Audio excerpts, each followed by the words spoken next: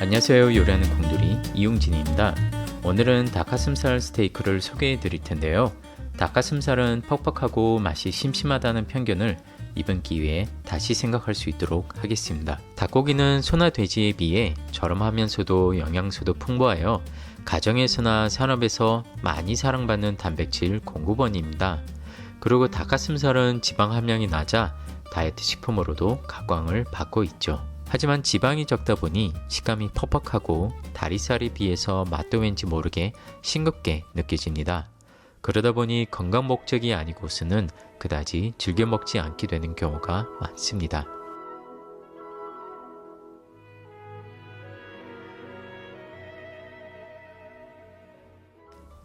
하지만 한 단계 과정만 거치면 뻑뻑한 닭가슴살을 육즙이 넘치고 맛이 깊은 닭가슴살로 새로 태어나게 할 수 있는데요.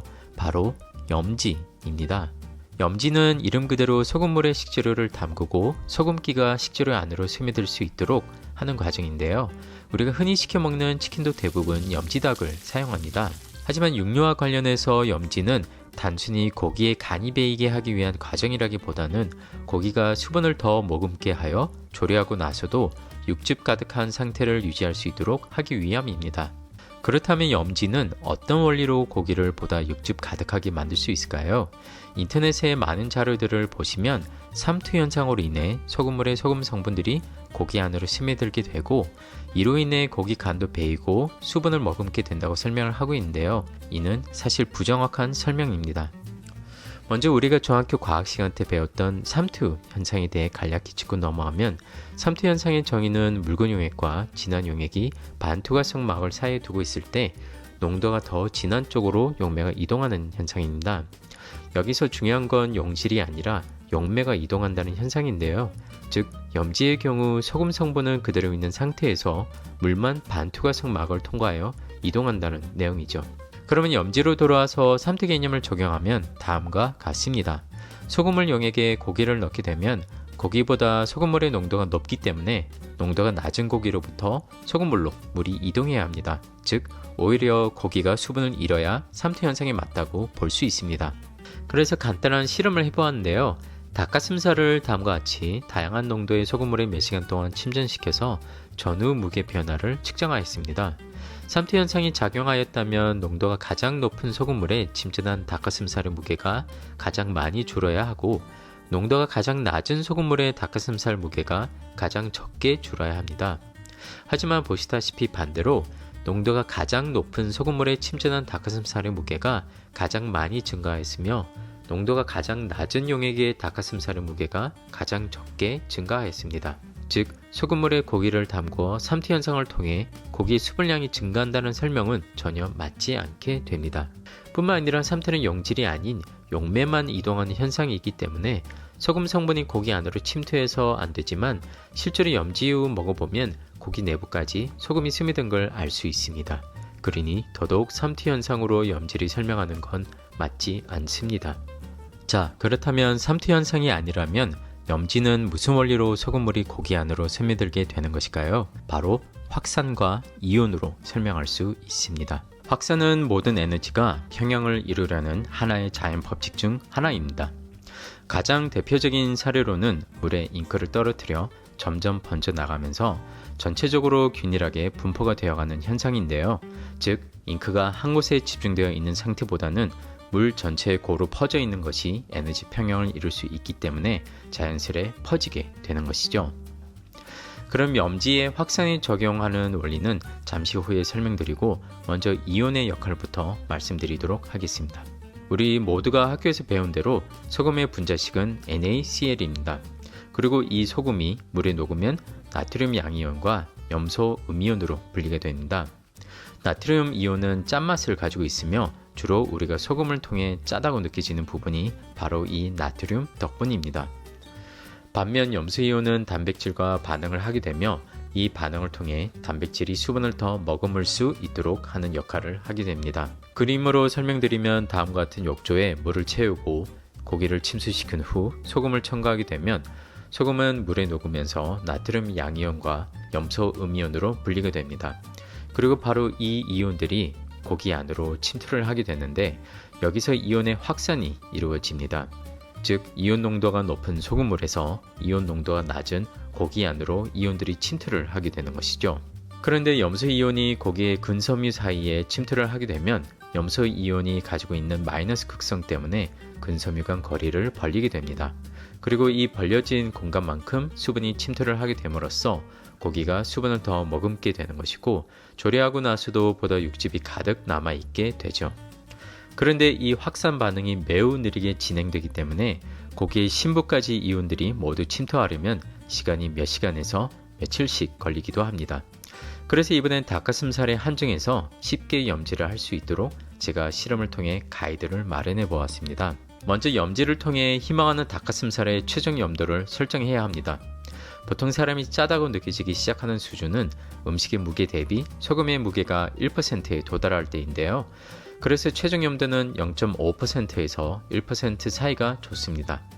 이번 실험에서는 1% 기준으로 진행하였습니다. 염도를 설정하였으면 다음 공식에 적용하여 필요한 소금량을 정합니다. 먼저 닭가슴살의 무게를 측정 후 같은 무게만큼의 물을 준비하여 닭가슴살을 넣습니다. 물을 닭가슴살과 같은 무게를 준비한 이유에 대해서는 차후에 설명드리도록 하겠습니다. 공식의 물 무게와 닭가슴살 무게를 대입한 후 희망하는 닭가슴살의 최종 염도, 여기서는 1%가 되겠죠. 이 염도 값을 곱하게 되면 필요한 소금량을 구할 수 있습니다. 그림을 통해 본 공식에 대해 다시 설명을 드리면 욕조에 다음과 같이 소금물과 같은 무게의 닭가슴살을 넣게 되면 최초에는 소금물의 농도가 2%이지만 시간이 지나면서 확산을 통해 소금의 이온들이 모두 닭가슴살 내부에도 균일하게 분포되며 소금물의 염도는 1%로 떨어지고 닭가슴살의 농도도 역시 1%가 되면서 최종적으로 균형을 맞추게 됩니다. 이를 바탕으로 시간별로 닭가슴살이 담긴 소금물의 염도를 염도계로 측정하여 2%에서 1%로 줄어드는 데까지 걸리는 시간을 측정하였습니다. 총 5개의 닭가슴살을 토대로 실험한 결과 평균적으로 냉장고 안에서 염지 시 7시간 후에 확산, 즉 염지가 완료되었습니다. 그러니 여러분께서는 닭가슴살과 같은 무게의 물을 준비해 주시고 다음 공식을 통해 필요 소금량을 첨가해 주신 후에 냉장고에서 대략 7시간 동안 염지해 주시면 간이 잘 배이고 육즙도 가득한 닭가슴살을 맛보실 수 있습니다. 아침에 염지하시고 저녁에 드시던가 하룻밤 동안 염지하시고 다음날에 드시는 게 좋겠죠. 자, 이제 닭가슴살이 준비되었으면 본격적으로 요리를 시작해 보도록 하겠습니다.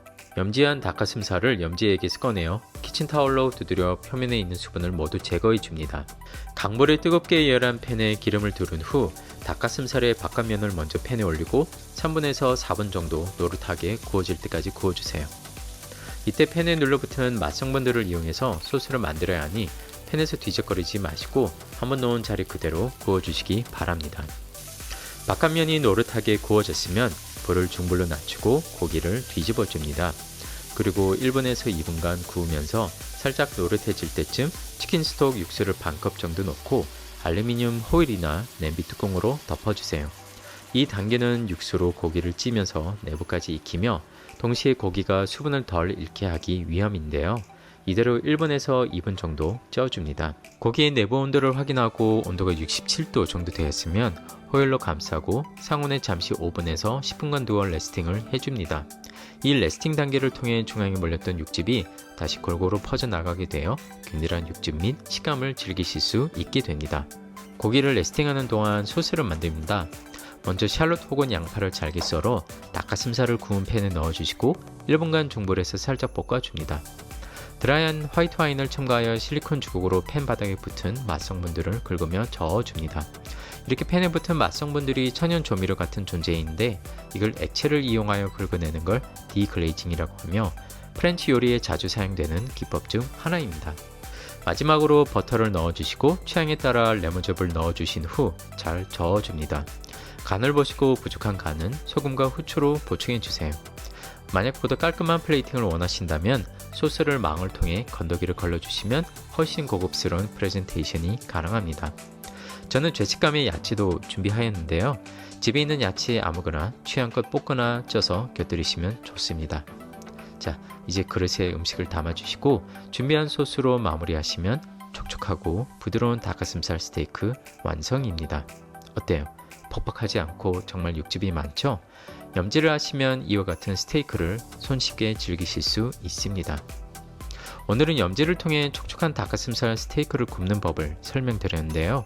꼭 스테이크가 아니더라도 프라이드 치킨을 하실 적에도 염지를 하고 만드신다면 훨씬 촉촉한 치킨을 얻으실 수 있습니다. 그리고 보다 많은 레시피는 냉장고소 비밀 앱에 많이 있으니까 많은 관심 부탁드립니다.